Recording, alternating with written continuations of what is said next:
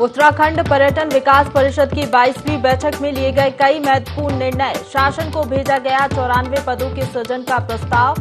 पर्यटन मंत्री रहे मौजूद।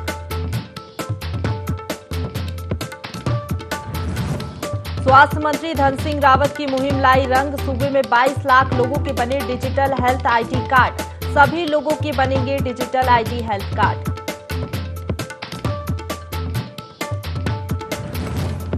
टिहरी और उत्तरकाशी के प्रभारी मंत्री बने कैबिनेट मंत्री प्रेमचंद अग्रवाल। बीजेपी कार्यकर्ताओं ने दी शुभकामनाएं।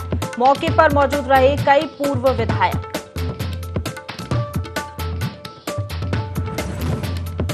सुचारू यात्रा चलने से लगातार बढ़ रही जिला पंचायत रुद्रप्रयाग की आय। अब तक 8 लाख से ज्यादा यात्री कर चुके केदारनाथ की यात्रा। सैकड़ों लोगों को मिला रोजगार।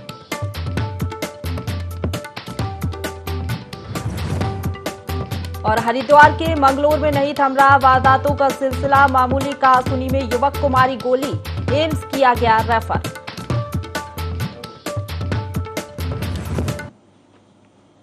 नमस्कार, देवभूमि लाइव में आप सभी का स्वागत है। आपके साथ मैं हूं प्रशंसा। बुलेटिन की शुरुआत करेंगे देहरादून की खबर के साथ, जहां उत्तराखंड में 3 दिन भारी बारिश का अलर्ट जारी किया गया है। मौसम विभाग ने 3 दिनों के लिए ऑरेंज अलर्ट जारी किया है। 27, 28 और 29 जून के लिए ऑरेंज अलर्ट जारी किया है। 28 जून को उत्तरकाशी, रुद्रप्रयाग, चमोली, बागेश्वर और पिथौरागढ़ के लिए ऑरेंज अलर्ट जारी किया है। वहीं 29 जून को उत्तरकाशी, रुद्रप्रयाग, चमोली, बागेश्वर, पिथौरागढ़ जिले के लिए ऑरेंज अलर्ट जारी किया गया है। तो जिस तरीके से मानसून ने दस्तक दे दी है, उसी के तहत लगातार मौसम विभाग अलर्ट जारी कर रहा है। 3 दिन भारी बारिश का अलर्ट जारी किया गया है। मौसम विभाग ने 3 दिनों के लिए ऑरेंज अलर्ट जारी किया है। 27, 28 और 29 जून के लिए ऑरेंज अलर्ट जारी मौसम विभाग ने किया है। तो चलिए, इसी पर ज्यादा बातचीत के लिए हमारे साथ प्रिंसिपल करस्पॉन्डेंट कैलाश लाइव जुड़ गए हैं। सीधे उन्हीं का रुख करेंगे। कैलाश, कल हमने देखा था ऑरेंज और येलो अलर्ट भी जारी किया गया था। आज ऑरेंज अलर्ट जारी किया गया है। किन जिलों में भारी बारिश की संभावना है? बिल्कुल, ऑरेंज अलर्ट जारी कर दिया गया है। कल येलो अलर्ट था, लेकिन जिस तरीके से अब जो मौसम के जो हालात बन रहे हैं, वो हालातों को देखकर साफ तौर पर प्रशासन अलर्ट कर चुका है। ऑरेंज मौसम विभाग पहले ही पूर्वानुमान लगा चुका था कि बहुत तेज बारिश इन पहाड़ी क्षेत्रों में हो सकती है, मैदानी क्षेत्रों में भी बारिश हो सकती है, जिसको देखकर ये अलर्ट यहाँ पर जारी किया गया है। और मैं आपको बता दूं प्रशंसा कि अब यहाँ पर जो एनडीआरएफ है, एसडीआरएफ है, लगातार उनकी आपस में बातचीत चल रही है। मौसम विभाग और आपदा जो प्रबंधन जो विभाग है, उनकी आपस में बैठकें हो रही हैं कि किस तरीके से यहाँ पर चीजों को समायोजित यहाँ पर किया जाएगा, क्योंकि बरसात को लेकर सरकार किसी भी तरह की कोई कोताही नहीं बरतना चाह रही है। इसीलिए लगातार जो मौसम विभाग है उससे अपडेट लिया जा रहा है और मौसम विभाग को भी निर्देशित किया गया है शासन द्वारा कि समय समय पर आप लगातार यहाँ पर एडवाइजरी जारी करते रहें, जिसके तहत मौसम विभाग रोज यहाँ पर एडवाइजरी जारी कर रहा है। और उसी के तहत जो प्रशासन है, जो प्रशासन की टीमें वहां पर मौजूद हैं, खासतौर पर जो आपदा प्रबंधन से संबंधित जो टीमें हैं, वो मौके पर हैं, वो अलर्ट हो चुकी हैं और लगातार उनके माध्यम से जो यात्री आ रहे हैं, जो स्थानीय जो लोग हैं, उनको भी यहाँ पर अलर्ट किया जा रहा है। उनको भी लगातार एडवाइजरी और गाइडलाइंस दी जा रही हैं कि मौसम के तहत अगर इस तरह की कोई हालात पैदा होते हैं तो आप लोगों को तुरंत वहां पर प्रशासन से संपर्क करना होगा। आप लोगों को जो एडवाइजरीज हैं उनको फॉलो करना होगा। बिल्कुल, जो पर्यटक भी वहां पर पहुंच रहे हैं और जो स्थानीय भी हैं, कई बार वो भी सावधानी नहीं बरतते हैं। तो ऐसे में किन किन सावधानियों को बरतने की जरूरत है? कौन कौन से एहतियात यहाँ पर लोगों को रखने चाहिए, बरतने चाहिए? देखिए, भारी बारिश जब भी होती है तो सबसे बड़ा डर जो भूस्खलन का होता है। उसके चलते जब बारिश होती है तो नदियों का जो बहाव है वो तेज हो जाता है, सड़कें टूट जाती हैं, यहाँ पर यात्रा मार्ग बाधित हो जाते हैं। तो इन तमाम चीजों को देखते हुए प्रशासन ने ये यात्रियों को भी यहाँ पर सुझाव दिए हैं और स्थानीय लोगों को भी सुझाव दिए हैं कि अगर आपको किसी तरह का कोई अलर्ट यहाँ पर मिलता है तो आप लोग फौरन जो सुरक्षित स्थान है वहां पर चले जाएं, क्योंकि नदी के इलाके जो है वहां पर अब जाहिर तौर पर अगर बारिश का फ्लो अगर बढ़ेगा तो नदियों का जो बहाव है वो तेज होगा, भू कटाव होगा, भूस्खलन होगा और नदियों के किनारे जो लोग रहेंगे उनको ये दिक्कतें आ सकती हैं। तो खासतौर पर उन लोगों के लिए तो यही अलर्ट है कि वो लोग तत्काल प्रभाव से सुरक्षित स्थानों की ओर चले जाएं और अगर कोई भी दिक्कत उनको पेश आती है तो उससे पहले ही वो आपदा प्रबंधन की तमाम टीमों से संपर्क कर ले ताकि रेस्क्यू के दौरान किसी भी तरह की कोई दिक्कत न हो, जानमाल का कोई नुकसान न हो। प्रशंसा। बिल्कुल कैलाश, सबसे ज्यादा बारिश किन जिलों में देखी जाती है? और कहीं ना कहीं अब हम देख रहे हैं कई जिलों से कोरोना के मामले भी आ रहे हैं, ऐसे में अब बारिश का दौर जो है वो शुरू होने वाला है, तो कहीं ना कहीं ये तमाम एहतियात भी लोगों को बरतने की जरूरत है। हाँ बिल्कुल, देखिए अगर पिथौरागढ़ की बात करें, चमोली की बात करें, उत्तरकाशी की बात करें, बागेश्वर की बात करें, ये वो तमाम ऊंचे जिले हैं, ऊंचे इलाके हैं जहां पर बारिश सबसे ज्यादा होती है। लेकिन इस वक्त जो सबसे जो इम्पोर्टेंट है प्रशासन के लिए वो है, वैसे तो सभी कुछ सारे जिले ही इंपॉर्टेंट है, लेकिन खासतौर पर चमोली, रुद्रप्रयाग और उत्तरकाशी जिले की हम बात करें, ये 3 जिले इस वक्त हायर प्रायोरिटी में है प्रशासन की, क्योंकि 4 धाम जो हैं इन्हीं 3 जिलों में यहाँ पर मौजूद हैं और इन्हीं 3 जिलों को लेकर लगातार यहाँ पर कोशिशें की जा रही हैं कि किसी भी तरह की कोई अनहोनी ना हो। क्योंकि आपने देखा होगा प्रशंसा की अभी बीते दिनों की मैं बात करूं, जब से यात्रा शुरू हुई है 220 लोगों की मौत हो चुकी है अभी तक यात्रा के दौरान, चाहे वो स्वास्थ्य कारण रहे हों, लेकिन सरकार किसी भी तरह की कोई कोताही बरतने के मूड में नहीं है। सरकार का साफ तौर पर यही कहना है कि भले ही वो मौतें स्वास्थ्य कारण से हुई हों, लेकिन कोई भी मौत या कोई भी दुर्घटना आपदा के कारण नहीं होनी चाहिए। इसको लेकर पहले ही जब मुख्यमंत्री पुष्कर सिंह धामी से इस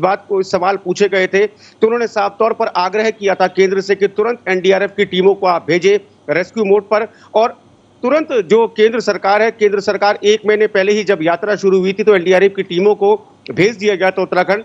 तो अब इस तरह के हालात पैदा न हो, इसके लिए हर चीज की तैयारी है। हेलीकॉप्टर्स की यहाँ पर पूरी तैयारी की गई है कि अगर कहीं रेस्क्यू करना हो तो हेलीकॉप्टर्स को वहां पर तैनात किया गया है। उसके अलावा सड़कें अगर टूटेंगी तो सड़कों के लिए बुलडोजर्स को तैनात किया गया है। बड़ी बड़ी जो मशीनें होती है, यहाँ पर बॉबकैट्स होते हैं, उनको यहाँ पर तैनात किया गया है ताकि अगर सड़क टूटते ही वहां पर अवरुद्ध मार्ग ना हो, यात्रियों की आवाजाही वहां पर हो सके। और उसके अलावा जो एयरफोर्स है, एयरफोर्स से भी इस वक्त मदद के लिए पूरी तरीके से यहाँ पर बातचीत हो चुकी है केंद्र सरकार से कि अगर खुदा ना खास्ता किसी तरह की कोई अप्रिय घटना होती है, सैकड़ों की तादाद में अगर लोग फंसते हैं, तो उनको तुरंत रेस्क्यू किया जा सके। बिल्कुल, प्रशासन मुस्तैद है, स्वास्थ्य विभाग की भी तैयारियां पूरी हैं। और अगर अभी की बात की जाए, जैसे कि आज से अगले 2 दिनों तक के लिए, यानी कि 3 दिनों तक के लिए ये अलर्ट जारी किया गया, अभी फिलहाल क्या मौसम बना हुआ है वहां पर? देखिए अभी मैं आपको बता दूं कि देर रात से बारिश हो रही थी। अभी देहरादून में भी मौसम यहाँ पर बादल छाए हुए हैं। यहाँ पर अभी सुबह तक बारिश थी, लेकिन अभी भले ही बारिश नहीं है, मौसम के हालात ऐसे ही हैं। लेकिन पहाड़ी इलाकों की मैं बात करूं तो पहाड़ी इलाकों में रुक रुक कर बारिश हो रही है, कहीं पर बहुत तेज बारिश हो रही है और नदियों का जो जल स्तर है वो धीरे धीरे अब बढ़ रहा है। तो कुल मिलाकर कहा जा सकता है कि पहाड़ों का जो बारिश का असर है वो नदियों पर देखा जा रहा है, मैदानी क्षेत्रों में देखा जा रहा है। और बारिश अगर और होती है प्रशंसा, तो जाहिर तौर पर है जल स्तर बढ़ेगा और लोगों को दिक्कतें आ सकती हैं। बिल्कुल, आप बने रहिए हमारे साथ कैलाश, आपसे आगे भी जानकारी लेंगे। तो देहरादून से एक और खबर मिल रही है, जहां हरीश रावत की पदयात्रा कल से शुरू होगी। अग्निपथ योजना के विरोध में वरिष्ठ नागरिकों के साथ अभियान शुरू करेंगे। चीड़बाग स्थित सैन्य धाम से पदयात्रा का आगाज होगा। तो राजभवन जाकर राज्यपाल को ज्ञापन सौंपा जाएगा और ये गैर राजनीतिक अभियान होगा। हरीश रावत ने ये बड़ी बात कही है।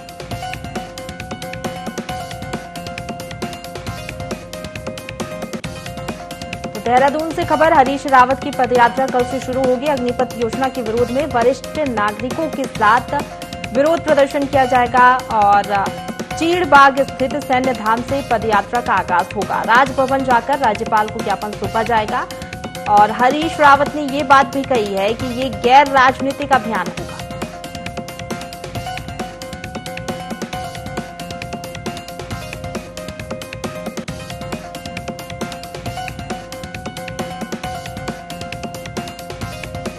तो बड़ी खबर देहरादून से बता रहे हैं, हरीश रावत की पदयात्रा कल से शुरू होगी। अग्निपथ योजना के विरोध में वरिष्ठ नागरिकों के साथ अभियान का आगाज करेंगे।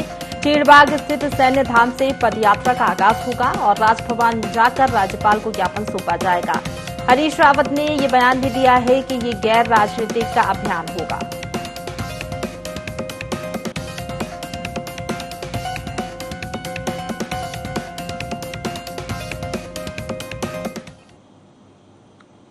देहरादून से एक और खबर मिल रही है, जहां सुप्रीम कोर्ट के 42 अधिवक्ताओं ने सीएम को पत्र लिखा है। सीएम पुष्कर सिंह धामी को खुला पत्र इन अधिवक्ताओं ने लिखा है। उत्तराखंड में हरिद्वार धर्म संसद समेत अन्य कई घटनाओं को लेकर चिंता जताई गई है। कॉमन सिविल कोड लागू किए जाने के बयानों को भी प्रदेश के लिए नुकसानदायक बताया है। बिहार हाईकोर्ट पूर्व जज अंजना प्रकाश, वरिष्ठ अधिवक्ता संजय पारीक, प्रशांत भूषण, एनटी पंचोली, राजू रामचंद्रन, गोपाल शंकर नारायणन, चंदर उदय सिंह आदि अधिवक्ता इसमें शामिल हैं।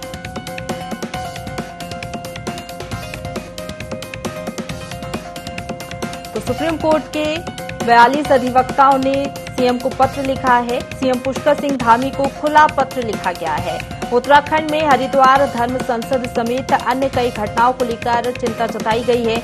कॉमन सिविल कोड लागू किए जाने के बयानों को भी प्रदेश के लिए नुकसानदायक बताया है।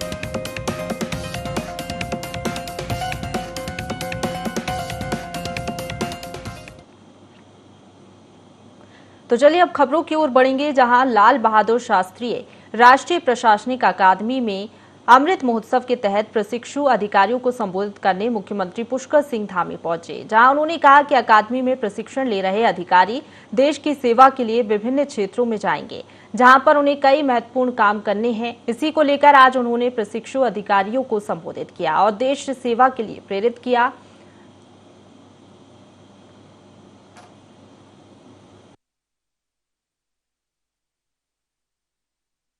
आज़ादी का अमृत महोत्सव हमारे देश के यशस्वी प्रधानमंत्री मोदी जी के नेतृत्व में हर क्षेत्र में मनाया जा रहा है और जहां पर हमारे ये आईएएस प्रशिक्षु हैं, इनको भी जो है आगे जो है मिशन योजनाकार के तहत जो है इन सभी को लगाया जा रहा है और इन्होंने विभिन्न क्षेत्रों में जाना है। विभिन्न क्षेत्रों में जाकर जो भारत की आधारशिला है, आत्मनिर्भर भारत है, जिस दिशा में माननीय प्रधानमंत्री ले जा रहे हैं, उसको साकार करने का काम इन सबके कंधों पर है। ये सब मिलकर काम करेंगे। आज हमने जाकर वहाँ पर सभी को शुभकामनाएं दी और सभी को एक तरह से उनसे इंटरेक्ट किया वहाँ। प्रदेश के स्वास्थ्य मंत्री डॉक्टर धन सिंह रावत की पहल रंग लाई है। उत्तराखंड में करीब 22.5 लाख से अधिक लोगों की डिजिटल हेल्थ आईडी बन चुकी है। मंत्री डॉक्टर धन सिंह रावत के निर्देश पर अप्रैल महीने से जिला और ब्लॉक स्तर पर स्वास्थ्य मेलों का आयोजन किया गया, जिसमें प्रदेश के लाखों लोगों की डिजिटल हेल्थ आईडी बनाई गई, जो वाकई डिजिटल हेल्थ सेक्टर की बड़ी कामयाबी है। देहरादून डिजिटल हेल्थ सेक्टर को एक बड़ी कामयाबी मिली है। प्रदेश में लाखों लोगों की हेल्थ आईडी बनाई गई है। रुड़की की मंगलौर कोतवाली क्षेत्र के हथियाथल गांव में एक युवक ने दूसरे युवक को गोली मार दी, जिसके बाद आनंद फानन में युवक को घायल अवस्था में रुड़की के सिविल अस्पताल लाया गया, जहां पर अस्पताल के डॉक्टरों ने उसकी हालत को गंभीर देखते हुए उसे ऋषिकेश के एम्स हॉस्पिटल के लिए रेफर कर दिया। जानकारी के मुताबिक घटना देर शाम उस वक्त की है जब गाँव में चली गोली की आवाज सुन ग्रामीण दहल गए। ग्रामीण ने घटनास्थल की तरफ दौड़ लगाई तो मौके पर जाकर देखा कि प्रदीप नाम का युवक घायल अवस्था में पड़ा हुआ है। घायल प्रदीप ने ग्रामीणों को बताया कि गांव निवासी युवक ऋषभ ने उसे गोली मारकर हत्या करने का प्रयास किया है, जिसके बाद ग्रामीणों ने घटना की सूचना पुलिस को दी और घायल को सिविल अस्पताल में भर्ती कराया। बताया जा रहा है कि ऋषभ और प्रदीप के बीच कोई पुरानी रंजिश नहीं थी। हालांकि विवाद किस बात को लेकर हुआ, इस बात की जानकारी नहीं है। पुलिस मामले की जांच में जुट गई है। जिसको गोली मारी वो प्रदीप है, टेलर का काम करता है और गांव के एक सदस्य ने बेचारा दुकान से अपनी मोटरसाइकिल उठा के हमारे पास घेर में आ रहा था शर्मा जी के, और रास्ते में ही कोई बात नहीं, कोई रीत नहीं, सीधी गोली मार दी उसको। ऋषभ जाट छोटे का लड़का, कोई विवाद नहीं थी मारा उसका। पता नहीं जी, हमें कुछ नहीं पता गोली क्यों मारी इसको। प्रदीप नाम के युवक के गोली लगने की सूचना प्राप्त हुई थी, जिस पर हम लोग यहाँ पुलिस को मौके पर रवाना कर दिया है। पुलिस बल मौके पर है, उसको इंजर्ड को यहाँ देखने आया तो इंजर्ड को भी रेफर एम्स कर दिया गया है। अभी इसमें गोली जो बताई गई है प्रत्यक्षदर्शियों द्वारा बताया गया कि फायर की आवाज़ सुनी है, तो पूरी स्थिति उसके बाद। उत्तराखंड में 4 धाम यात्रा पर आने वाले श्रद्धालुओं ने विगत वर्षों के सारे रिकॉर्ड तोड़ दिए हैं। इस वर्ष अकेले केदार धाम यात्रा की बात करें तो 1 माह 23 दिन में देश विदेश से 8,04,402 यात्री बाबा के दर्शन कर चुके हैं। इस बार यात्रियों की अत्यधिक संख्या आने से गौरीकुंड से लेकर केदारनाथ पड़ाव तक सैकड़ों लोगों को रोजगार मिला है। वहीं जिला प्रशासन और जिला पंचायत की करोड़ों की आमदनी होने के आसार हैं।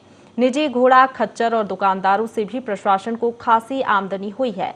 बता दें कि रुद्रप्रयाग जिला पंचायत को 1 माह 23 दिन में 1.5 करोड़ रुपए से अधिक आय प्राप्त हुआ है। अभी यात्री को 4 महीने शेष हैं और जिला पंचायत अपर मुख्य कार्य अधिकारी का कहना है कि यदि मौसम ने साथ दिया तो विगत वर्षों से जो आय का नुकसान उठाना पड़ा था वो इस साल पूर्ण होने की संभावना है।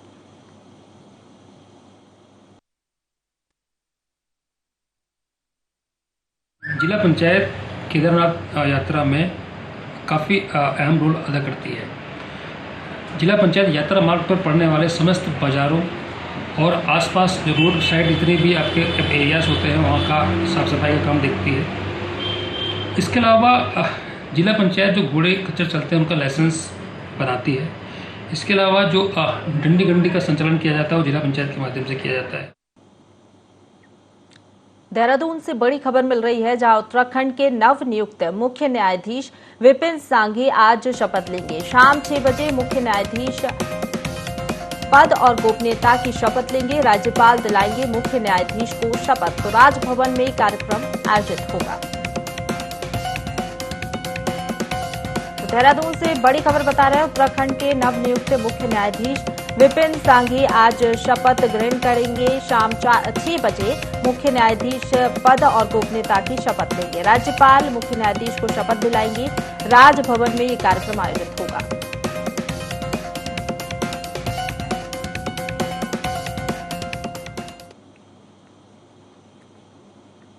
देहरादून से एक और बड़ी खबर मिल रही है, जहां 4 धाम यात्रा मार्ग पर क्रैश बैरियर लगाए गए हैं। 5 पर्वतीय जिलों के मोटर मार्गों पर दुर्घटना के लिहाज से चिन्हित की गई संवेदनशील जगह हैं। तो दुर्घटनाग्रस्त क्षेत्र के रूप में 77 स्थान चिन्हित किए गए हैं। मुख्यमंत्री के निर्देश पर क्रैश बैरियर लगाने के निर्देश जारी हुए हैं।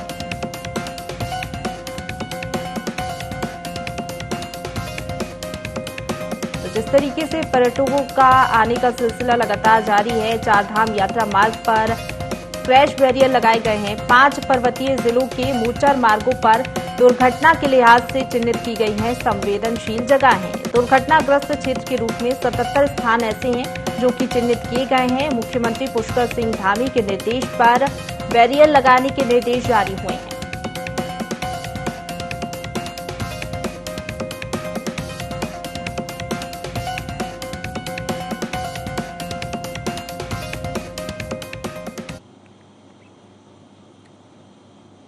थराली में ब्लॉक कांग्रेस कमेटी ने उप जिला अधिकारी को राष्ट्रपति के नाम ज्ञापन सौंपा और केंद्र सरकार पर जांच एजेंसियों के माध्यम से पार्टी के शीर्ष नेताओं पर मनमाने ढंग से पूछताछ का आरोप लगाया है।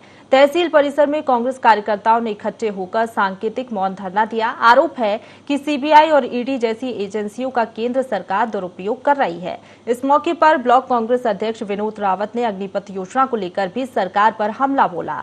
उन्होंने कहा कि मोदी सरकार अब सेना का भी निजीकरण करने में तुली है।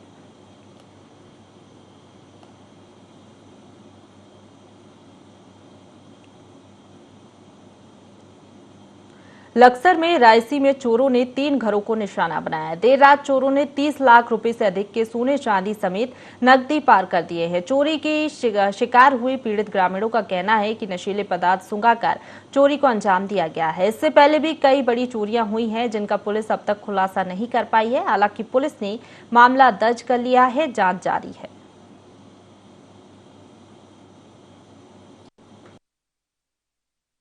यहाँ 3 घरों में चोरी हुई है।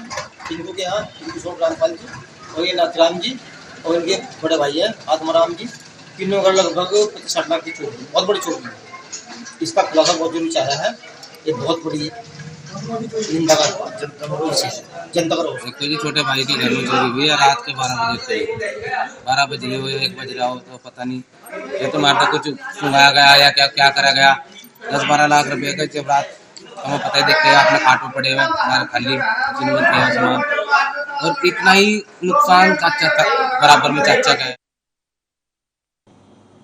देश में लगातार बढ़ रहे नशे के विरुद्ध अभियान चलाकर लोगों को जागरूक करने के लिए रुड़की के मंगलौर कोतवाली पुलिस की ओर से मंगलौर में ड्रग्स जागरूकता अभियान चलाया गया। युवाओं को नशे के प्रति जागरूक किया गया और समाज में नशे के कारण बढ़ रहे अपराध के बारे में भी जागरूक किया गया। मंगलौर रोडवेज स्टैंड पर नशे के विरुद्ध जागरूक अभियान में एसएसआई रफत अली ने बताया कि खासकर युवा पीढ़ी में तेजी के साथ नशे के अंधकार में डूबते जा रहे हैं और नशे की लत को पूरा करने के लिए युवा आपराधिक घटनाओं को भी अंजाम दे रहे हैं। उनके खिलाफ पुलिस सख्त कार्रवाई भी करती है। उत्तराखंड पुलिस लगातार प्रयास कर रही है कि युवाओं को नशे के विरुद्ध जागरूक किया जा सके, साथ ही नशे से होने वाले दुष्प्रभाव की भी जानकारी दी जा सके।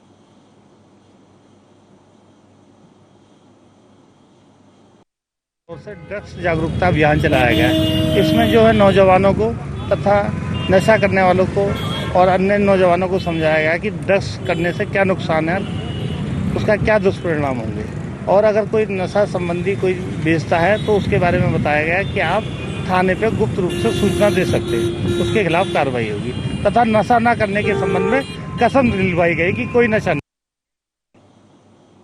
अंतर्राष्ट्रीय नशा निषेध दिवस के अवसर पर नैनीताल पुलिस की ओर से कई जगहों पर जन जागरूकता रैली निकाली गई। जिले में वरिष्ठ पुलिस अधीक्षक पंकज भट्ट ने नशा मुक्त समाज अभियान चलाने के निर्देश दिए हैं, जिससे समाज में नशे की चेन को तोड़ा जा सके और युवाओं को नशे की आदत से छुटकारा मिले। रैली में मादक पदार्थों के सेवन से होने वाले मानसिक शारीरिक रोग के साथ ही आर्थिक नुकसान के खिलाफ नारेबाजी कर लोगों को जागरूक किया गया। इस दौरान पुलिस प्रशासन ने अवैध मादक पदार्थों की खरीद फरोख्त पर शिकायत के लिए हेल्पलाइन नंबर भी जारी किया है। साथ ही युवाओं और स्कूली छात्र छात्राओं को नशे से दूर रहने की समझाइश भी दी है।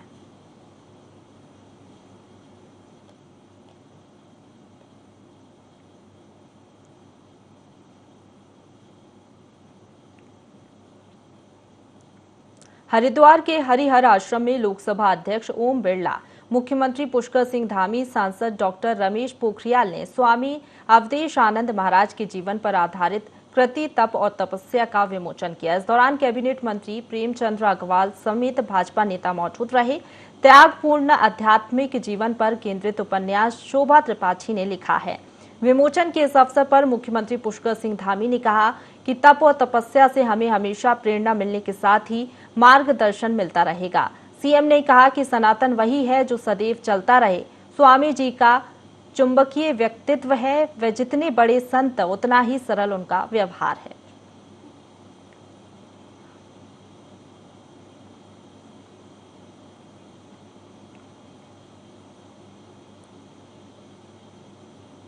लोहाघाट में बाराकोट ब्लॉक के गांव इंद्रपुरी में सड़क का डामरीकरण किया जा रहा है, लेकिन घटिया काम होने के चलते क्षेत्रीय ग्रामीणों में गुस्सा देखा जा रहा है। ग्रामीणों ने डामरीकरण का काम रुकवा दिया है, साथ ही भ्रष्टाचार के आरोप लगाते हुए लोक निर्माण विभाग के खिलाफ आंदोलन की चेतावनी दी है।